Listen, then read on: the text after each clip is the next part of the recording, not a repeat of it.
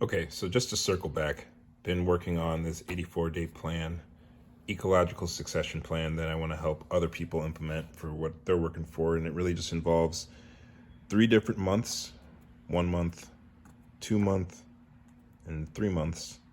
And you use that as a way to track your progress over time, and you get more and more granular. So this is the overall view of it over 3 months. But then if you zoom into the first month, that's what this spread here represents. So this is 1 month, and then so like this would be that first week within that 1 month. So you could zoom in there, and then you have an even more detailed view of it. And that's really what I've been working on for this past 28 days. These are all the notes, all the different ways I was trying to do it.